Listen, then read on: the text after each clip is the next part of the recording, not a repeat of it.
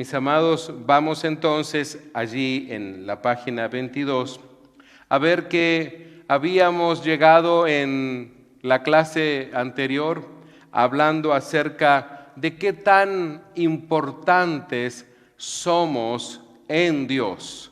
Una de las cosas que más quiere hacer nuestro adversario es convencerte a ti, a mí, a cualquier persona de que no somos para nada importantes para Dios.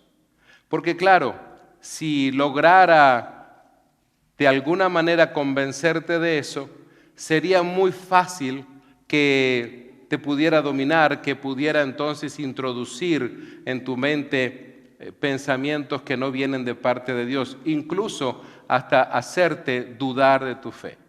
Recuerde que una de las cosas que los grandes porcentajes que tenemos de jóvenes que desde niños han ido a la iglesia y luego los encontramos en esa etapa, como decimos aquí en Estados Unidos, la etapa de college, la etapa de colegio, donde están ya en la etapa de la universidad, y según los estudios de Barna, dice que son muy altos los porcentajes de jóvenes que han sido educados dentro de un ámbito cristiano, por una familia cristiana, yendo a la iglesia, pero luego entonces se enfrentan con una serie de ideologías y entonces si no han estado bien preparados, se encuentran débiles también espiritualmente y luego se apartan, lisa y llanamente, se enfrían espiritualmente como lo dice el apóstol Pablo en varias de sus cartas. Y mis amados, una de las cosas que debe quedar asentado hoy día es ese grado de importancia especial que tenemos nosotros delante de Dios.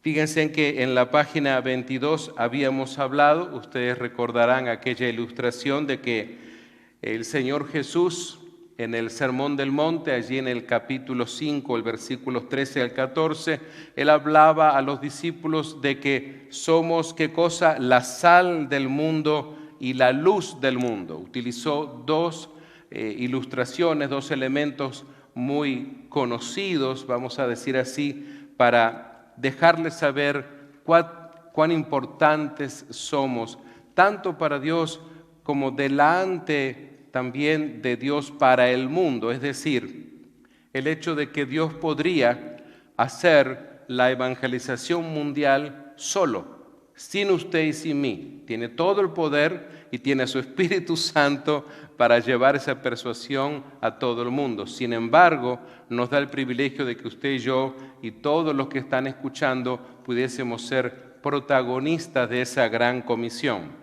Entonces, el hecho de ser sal es preservar justamente su palabra y ser luz es de llevar justamente una luz en medio de las tinieblas que la gente vive. Son millones y millones de personas que viven en tinieblas y que la palabra entonces no está presente en sus vidas. Luego el apóstol Juan en el capítulo 15, versículos 1 y 5, lo vimos también la semana pasada, habla de que usted y yo somos una rama de la verdadera vid unida a Cristo para poder producir ¿cuánto fruto? Dijimos mucho fruto. Así que hablamos de sal, hablamos de luz y ahora estamos hablando entonces de esa rama verdadera. Pero la rama, como sabemos, tiene que estar siempre conectada al tronco principal. Tiene que estar siempre recibiendo la vida que viene de ese tronco. Y amados míos, nosotros tenemos que estar siempre dependiendo de nuestro Señor Jesucristo todo el tiempo. No porque seamos fanáticos religiosos, sino porque hemos entendido y aprendido que sin Cristo no somos nada. Sin Cristo nuestra vida no tiene sentido. Lo hemos aprendido ahora que estamos en Cristo, ahora que estamos caminando con el Señor. También otra de las cosas que vimos es de que nosotros podemos ser justamente testigos personales de Cristo. Si usted hace un poco de memoria y conecta con unas imágenes que le mostramos el domingo pasado, donde si bien hablamos del buen samaritano, las imágenes eran muy contemporáneas. El acontecimiento que usted vio allí en las pantallas sucedía en las calles de cualquier ciudad, donde había un hombre muy necesitado, tirado en el piso, y algunos lo miraban, otros pensaban que estaba pidiendo una limosna, etcétera. Pensaban que era una persona tal vez que estaba en drogas, etcétera, pero esa persona había sido asaltado justamente la noche anterior y ahora entonces había logrado levantarse en medio de ese callejón, había salido a la calle principal, y recordarán que hay una persona que es de un grupo étnico completamente diferente al que predominaba seguramente en la ciudad, que hizo todo ese proceso de ser una buena samaritana. Es decir, ella misma en ese momento fue sal, fue luz, y también por estar dependiendo entonces de Dios pudo entonces dar ese fruto. Pero esa persona también se convirtió en ese momento en un testigo, ¿sí? Porque en Hechos capítulo 1, verso 8, dice que nosotros podemos ser testigos personales de Cristo. De eso se trata. Así que nos lleva a poder contar a otros las cosas que están sucediendo. Un testigo tiene que decir la verdad de lo que la palabra de Dios dice. Para eso es que invitan al testigo a la corte, para que diga lo que vio. Usted y yo tenemos que ir a este mundo, a decirle a este mundo lo que Dios ha hecho en nuestras vidas. Eso es poderoso. Aunque usted no sea un teólogo ni una gran predicadora o un gran predicador, simplemente contarle, como decía el canto que hace un momento estábamos cantando, que Él rompió nuestras cadenas y Él nos ha dado vida nueva. Y mis amados, llegamos entonces al pasaje de Pablo en 1 Corintios capítulo 3 y verso 16, haciendo justamente un poco de repaso. Y ese pasaje habla de que somos un templo de Dios y el Espíritu Santo mora en nosotros. Hace poco escuchaba a una persona de Israel que suele ser de estos youtubers, porque ahora es como una profesión moderna, que lo sigue bastante gente, y él se mofaba un poquito, se reía de que los cristianos evangélicos puedan creer en esto de ser entonces templo. Y él entonces daba una explicación desde su perspectiva, desde su plataforma hebrea acerca de lo que era el templo y cómo es que nosotros podríamos creer esto. Pero lo que a él le faltó entender, que justamente el apóstol Pablo, otro judío también, explicó muy bien de qué se trataba esto. No es algo material, se trata de lo que el Espíritu Santo hace cuando le recibimos, cuando nuestros nombres han sido escritos en el libro de la vida. Entonces nos convertimos en un templo, no de material, no de ladrillo, no de bloques de cemento y etcétera, sino que porque Él mora en nuestros corazones. ¿Cuántos pueden decir, el Señor mora en mi corazón? ¿Sí? De eso se trata. Y como Él mora en tu corazón, entonces tú le conoces y puedes hablar de alguien a quien conoce. Noten ustedes entonces que luego avanzamos un poco más y fuimos a la segunda carta justamente del apóstol Pablo, y también hablamos acerca de que soy, o mejor dicho, de que tenemos paz con Dios porque Él nos ha dado el ministerio de reconciliación entre Él y otros. Y decíamos que somos entonces ministros de reconciliación. Fíjese usted entonces lo que hemos visto hasta aquí.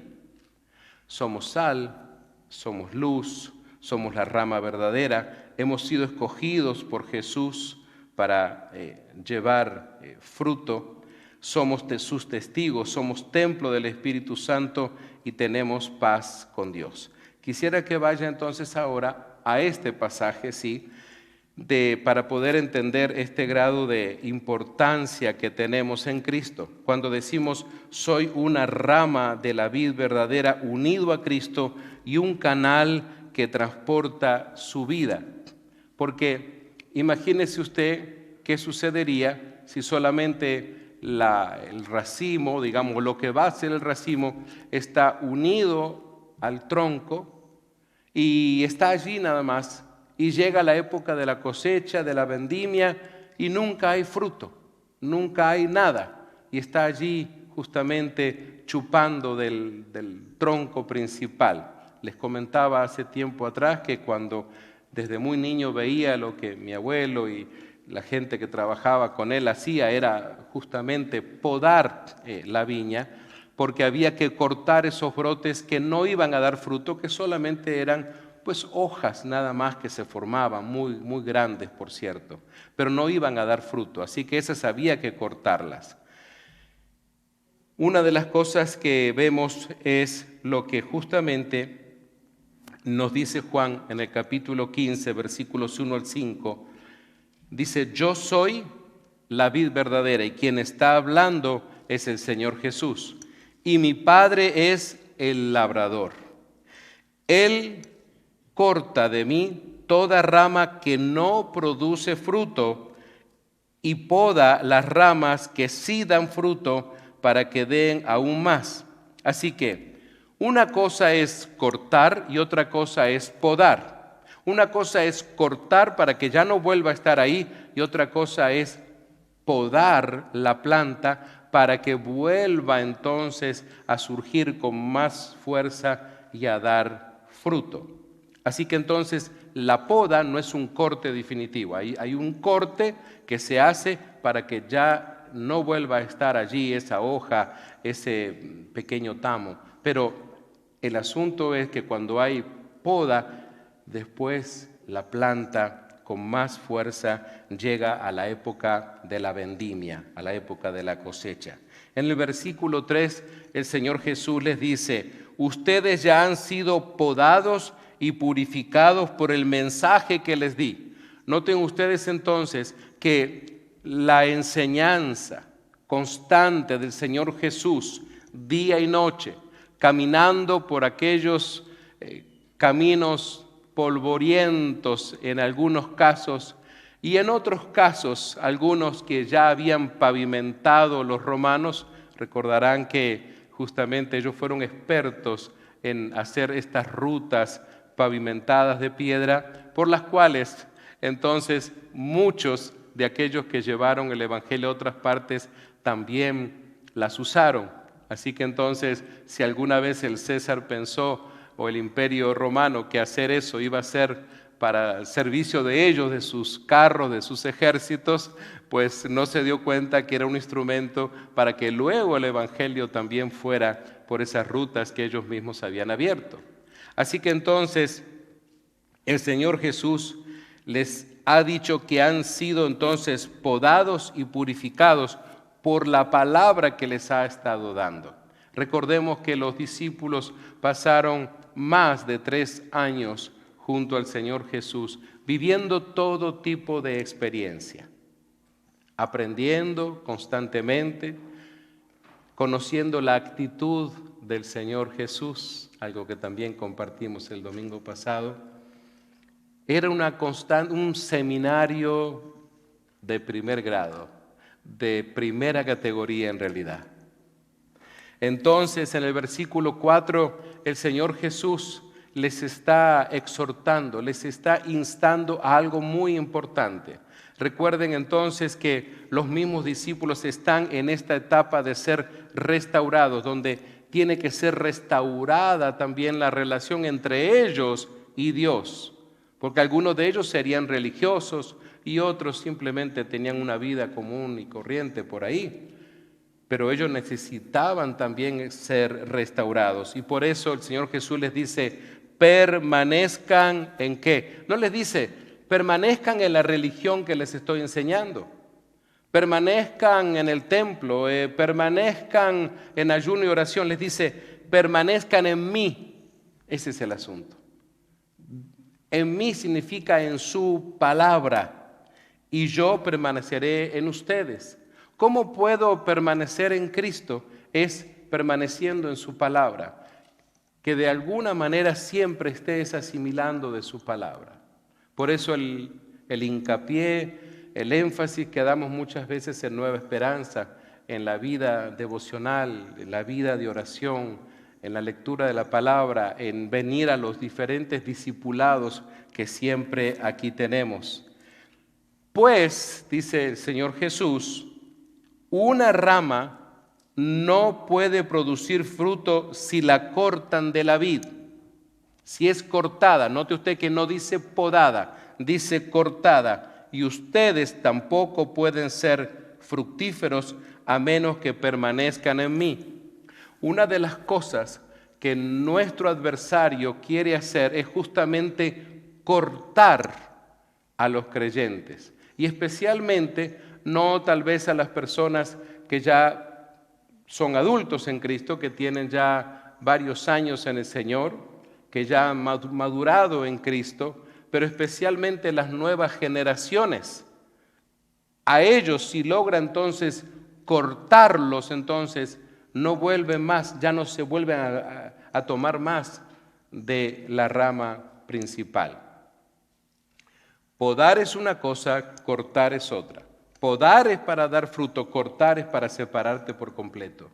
Una de las cosas, amados míos, que tenemos que orar enfáticamente es que nuestro adversario por ninguna manera logre cortar a nuestros hijos y a nuestras hijas y a nuestros nietos de la rama principal. Que él nunca logre cortar, es decir, alejar a las nuevas generaciones de creyentes.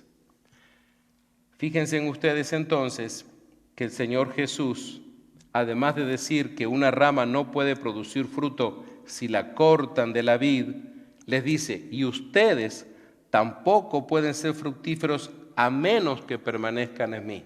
Así que entonces, esto es un condicionante, a menos que permanezcan en mí. Es decir, si usted dijera, pero quisiera otro camino, quisiera otra manera, quisiera otra opción, otra alternativa, no la hay. El Señor Jesús le está dando la única alternativa, que es permaneciendo en Él. De eso se trata. Amén.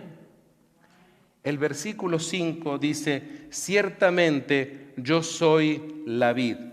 Noten ustedes el énfasis ciertamente, es decir, crean que esto es así. Y aunque el mundo te podrá ofrecer otras ideas, porque el mundo es muy astuto para tratar de convencer incluso a nuestras generaciones venideras de que hay otras cosas también muy buenas. Ciertamente le dice, yo soy la vid. Es decir, el único tronco al cual necesitamos estar agarrados. No hay otra cosa, por más que el mundo te venda algo más tentador. Ustedes son las ramas. Así de sencillo.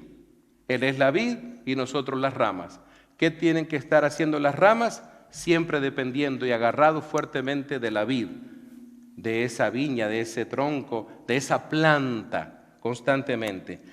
Dice el Señor Jesús que los que permanecen en mí y yo en ellos, noten ustedes aquí, hay algo muy interesante.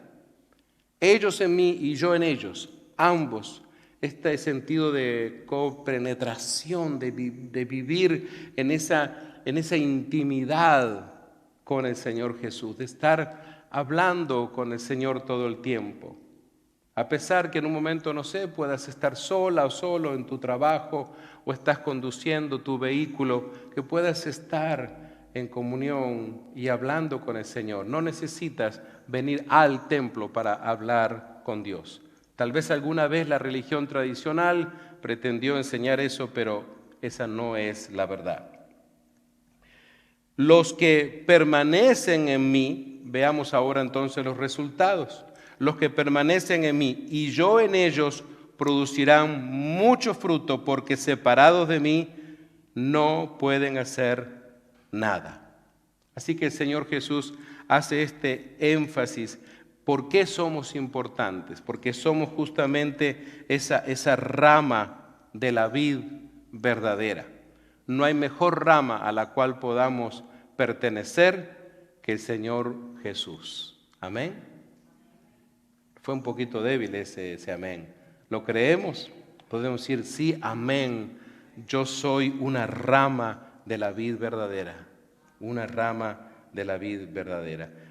Ahí en la pantalla ustedes ven justamente un poco la ilustración acerca de ser esa vid verdadera. Ustedes en esa ilustración están viendo ahí esos racimos de uva tan grandes, ¿verdad? Pero ese fruto no se vería, ese fruto no existiría si no estuviera justamente agarrado de esa rama, dependiendo, alimentar todo ese racimo para que tenga todo ese color y esté listo entonces para la cosecha. Vamos entonces ahora a avanzar un poquito en esto, porque hemos dicho acerca de que somos importantes en este asunto de ser restaurados. Somos importantes porque somos la rama que está dependiendo de Cristo. Pero noten ustedes que también somos importantes porque Dios, y lea conmigo y diga conmigo esto, Dios me ha elegido y destinado para llevar mucho fruto. Y así es. El Señor Jesús dijo, ustedes no me eligieron a mí, yo los elegí a ustedes. Esto es tan importante. Y sabes, no se trata de que lo compartas con alguien con un aire de un orgullo mundano o una fanfarronería, sino de que puedas hablar con las personas acerca de quién eres tú, porque el Señor te ha escogido. Porque si nosotros dijéramos, bueno, cuando yo decidí ser cristiano, cuando yo decidí entonces que mi nombre estuviera en el libro de la vida, fíjense en que eso sería algo antibíblico. No es parte de la sana doctrina. Jesús es el que nos elige. Esto es lo que Él está diciendo, ustedes no me eligieron a mí. Cuando Él entonces caminaba por aquellos días en que estaba formando lo que sería aquel equipo de aquellos 12 varones y luego crecería a 120 y aún más, pero recordemos que Él era el que estaba invitándoles, Él era el que le decía, sígueme, Él era el que los llamaba hasta por nombre, los asombraba a algunos de ellos de aún conocerles antes de haber tenido un encuentro visual como ocurrió con Andrés. Así que entonces esta es la realidad. Muchas cosas pueden decirse de todo esto, pero así es. Solamente necesitamos aceptar esta realidad. Tú no puedes estar luchando con esto, porque para ser restaurado necesitamos entonces entender que hemos sido escogidos. ¿Por qué? Porque a Él así le pareció. Les encargué algo, dice el Señor Jesús. Les encargué que vayan y produzcan frutos duraderos. Ya venía hablando de eso en los versículos anteriores. Así el Padre les dará todo lo que pidan en mi nombre. Qué interesante es entonces de que cómo podemos entender esta porción de la palabra. Entonces quiere decir que si yo produzco frutos duraderos, si le sirvo a Él, entonces cualquier cosa que le pida, necesitamos entender el contexto en el que el Señor Jesús está dando esta palabra. Estamos hablando justamente en ese contexto espiritual. lo que el Señor Jesús les ha estado enseñando nunca fue de tener propiedades, comprar terrenos y cosas así, porque ellos iban a tener que salir muy lejos de aquellas ciudades que caminaban, de aquella antigua Galilea, donde el Señor Jesús caminaba con ellos. Así que entonces ellos tenían que prepararse para una comisión que los llevaría a lugares lejanos. Y ellos lo que necesitaban era creer que Dios estaba con ellos todo el tiempo. Esa ilustración habla de que el que permanece en mí y yo en él, entonces lleva mucho fruto. Recordemos entonces este pasaje que acabamos de hablar, que en Cristo soy muy importante y especial porque hemos sido, ¿qué? Elegido. Diga conmigo, he sido elegido o elegida. Muy bien, veamos algo más también. Quisiera que vaya conmigo a este pasaje que mencioné de Hechos 1:8. En Cristo somos también importantes y somos especiales, porque según este pasaje de Hechos 1:8, soy testigo personal de Cristo capacitado por el Espíritu Santo. Diga conmigo, soy testigo personal de Cristo, capacitado por el Espíritu Santo. Dijimos entonces que un testigo lo que hace es justamente decir la verdad, decir lo que ha sucedido. Noten ustedes entonces este acontecimiento que está pasando en la iglesia, cuando el auge de la iglesia en pleno crecimiento, en pleno comienzo, mejor dicho, en plena plantación. Pero recibirán poder, Hechos 1:8, ¿cuándo? ¿Qué dice el pasaje bíblico? Cuando el Espíritu Santo haga ¿qué cosa? Descienda sobre ustedes. Y ahí les dice, y serán testigos y le hablarán a la gente acerca de mí en todas partes. Noten ustedes cómo se conecta esto con el acontecimiento de la Gran Comisión de Mateo 28, de Marcos 16. Y fíjense en ustedes que le dice, y es interesante aquí entender un asunto importante en el original, porque dice, acerca de mí en todas partes, y dice, primero ¿en dónde? En Jerusalén, por toda Judea, en Samaria y hasta los lugares más lejanos de la tierra.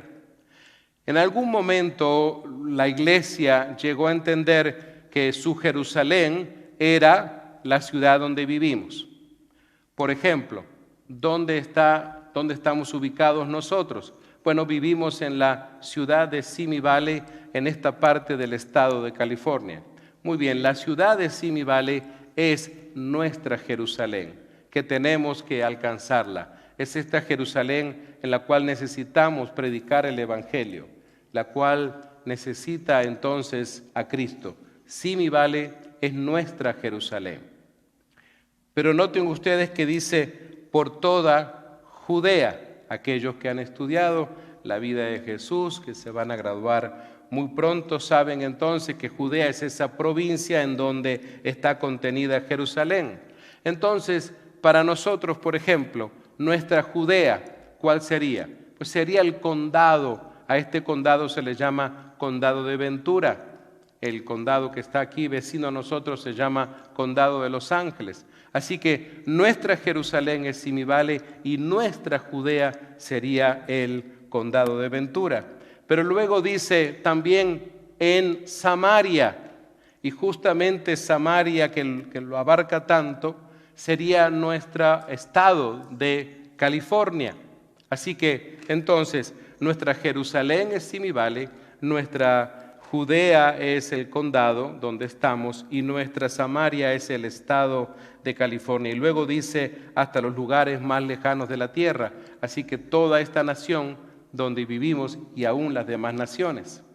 Ahora, algunos alguna vez solían preguntarse, bueno, muy bien, ya lo entendimos, vemos cómo es eso, entonces quiere decir que cuando termine de ganar mi Jerusalén, supóngase que es su aldea o es su colonia donde usted vive, cuando recién toda la colonia, toda la aldea, todo el barrio, toda la ciudad sean cristianos, entonces después vamos a Judea. Y cuando toda Judea, es decir, todo el condado, sean cristianos, bueno, después iremos al resto. No es así. Es un verbo de presente activo, constante.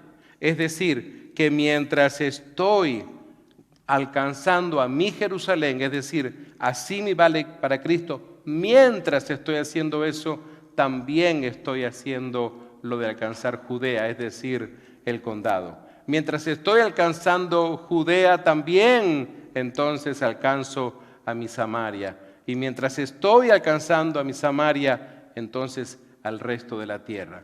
¿Por qué? Porque pensemos en esto. Los creyentes, no todos salieron, es decir, grandes cantidades sí salieron, pero muchos quedaron en Jerusalén todavía. Hubo un remanente que sí quedó en Jerusalén, a pesar de la persecución. Hubo muchos entonces que llegaron a Judea, pero no todos se quedaron allí. De los que salieron, hubo otros que también iban a Samaria. Y además otros siguieron a otras partes, llegaron al resto de Italia, a la actual España, a tantas otras partes. Así que entonces, mientras, con el paso del tiempo, mientras había personas evangelizando, compartiendo la palabra, aunque no utilizaban, tal vez como nosotros, la palabra evangelión, del griego el evangelio, sin embargo estaban predicando, que es hacer la evangelización, tanto en Jerusalén, y a la misma vez lo estaban haciendo en Judea, y a la misma vez se estaba alcanzando Samaria, y a la misma vez había otros en el resto del mundo.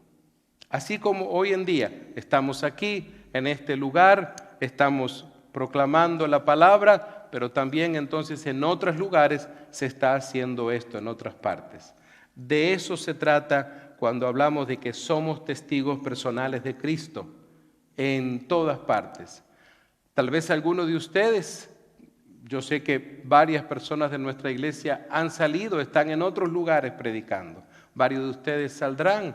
Algunos de ustedes también lo hacen esporádicamente con nuestros viajes cortos misioneros.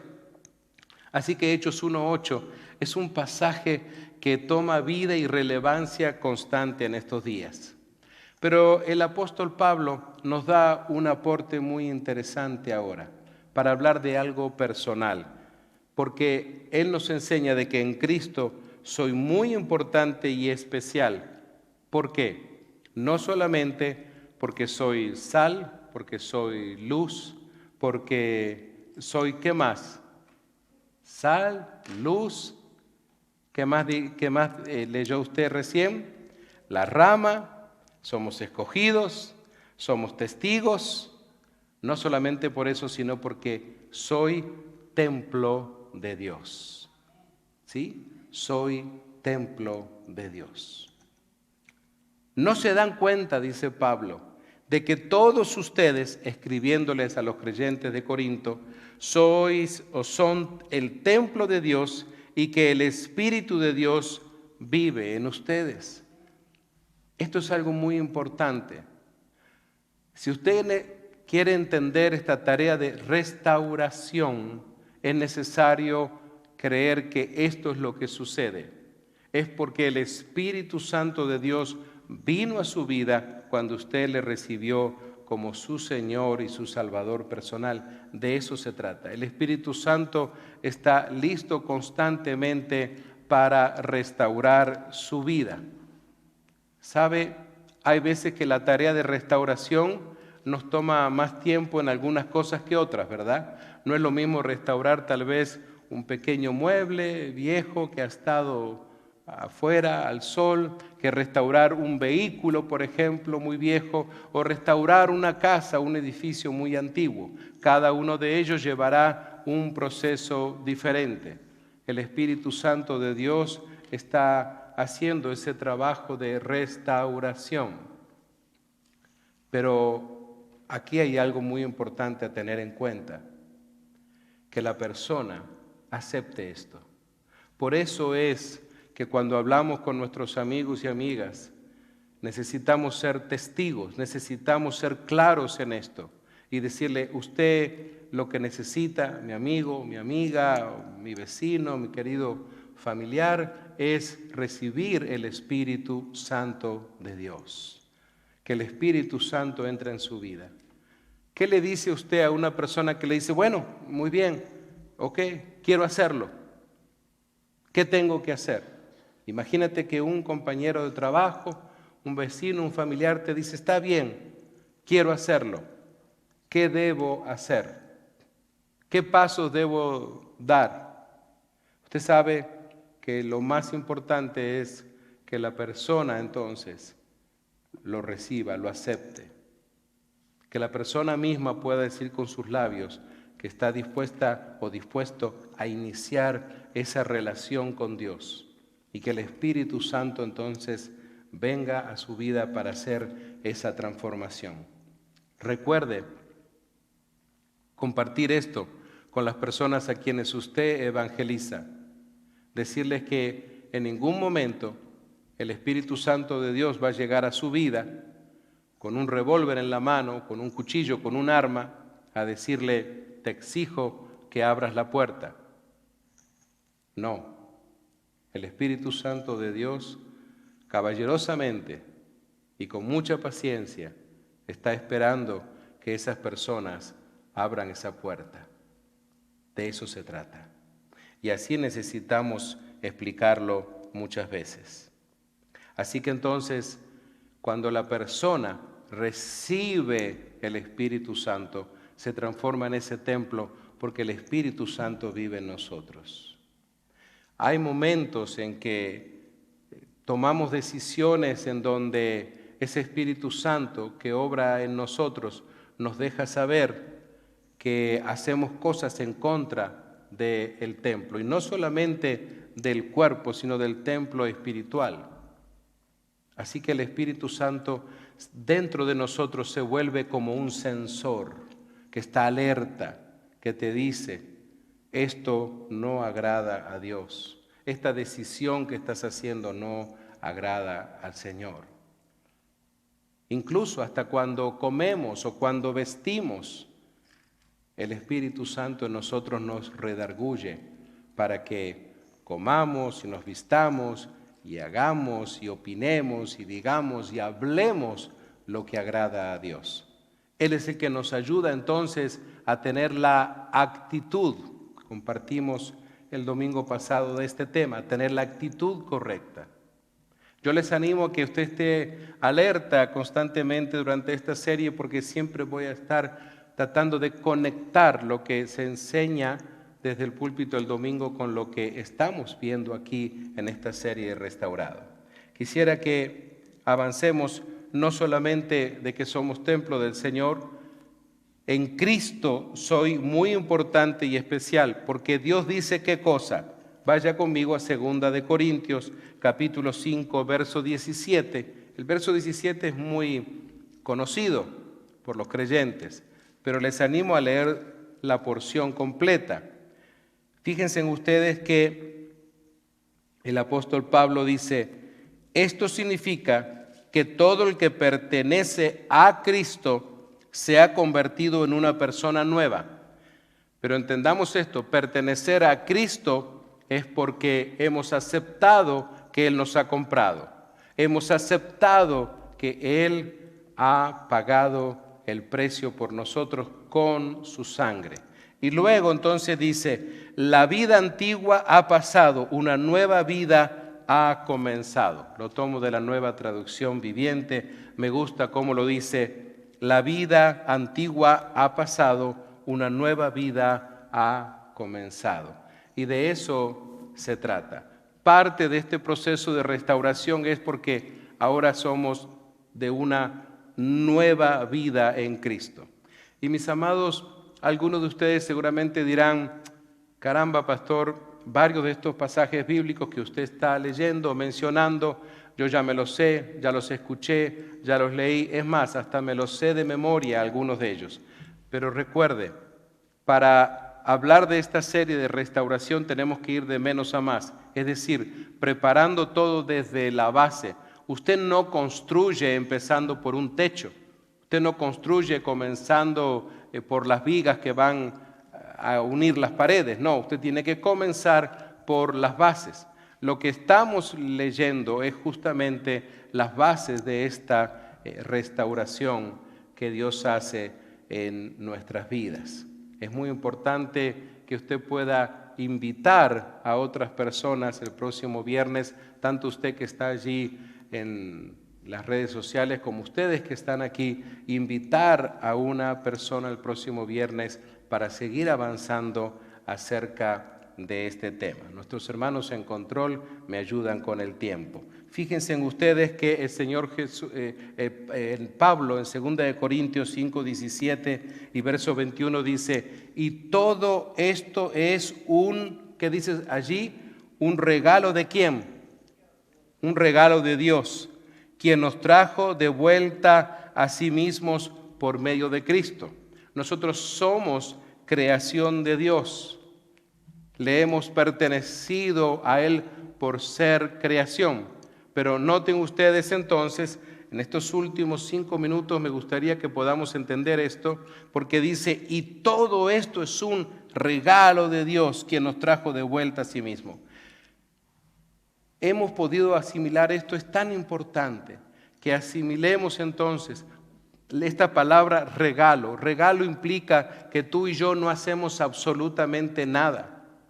El domingo pasado todos ustedes han sido tan buenos, tan gentiles, tan bondadosos en recordar entonces que su servidor envejecía un año más, ¿sí? Y recibía algunos regalos.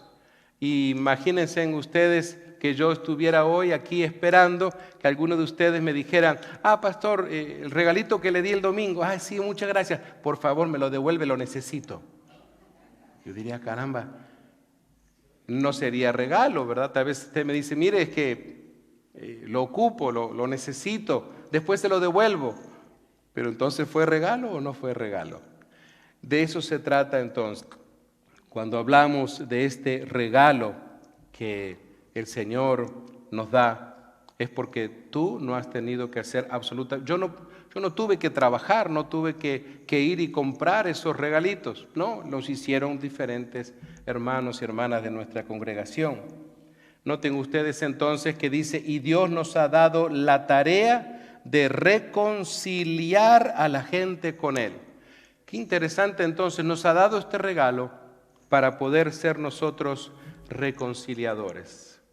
Cuando tú estás hablando con tu vecino del amor de Dios, cuando tú inicias una conversación en tu trabajo con una persona, cuando tú hablas con un ser querido acerca del amor de Dios, estás haciendo esa tarea de reconciliador, es decir, estás llevando a esa persona, acompañando. Es como si pusieras tu brazo así y la otra persona te toma del brazo y le vas acompañando a acercarse más a Dios para reconciliarse con Él.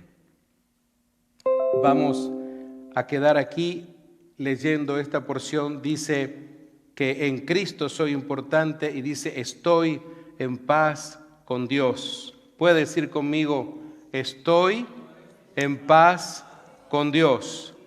Él me ha encargado trabajar para que otros encuentren paz con Él. Y termina diciendo, soy ministro de reconciliación. Amados míos, recuerde, usted no necesita ir al mejor seminario teológico de su ciudad, de su país, de su aldea, donde usted viva, para ser un ministro de reconciliación. Lo que tú necesitas es haber sido una persona que ha confiado en Dios, que le ha entregado su vida, que está caminando con Él, que eres esa rama que dependes del tronco principal, ser esa sal, ser esa luz, ser ese testigo del Señor. Eso te lleva también a convertirte entonces en un reconciliador o una reconciliadora, una persona que ayuda a alguien a reconciliarse con Dios. Mis amados hermanos y hermanas que están allí en las redes sociales, les animo entonces a perseverar y a ser testigos, agentes de reconciliación con Dios de cualquier persona que usted pueda conocer, que Dios le pueda poner en su camino para acompañarle en ese camino de conocer a Dios. Un fuerte abrazo para cada uno de ustedes y nos encontramos este próximo domingo. Recuerde, a la 1:00 p.m, horario de California. Que Dios les bendiga. Y mis amados, pensemos entonces en que lo que estamos haciendo al hablar de este tema de restaurado es porque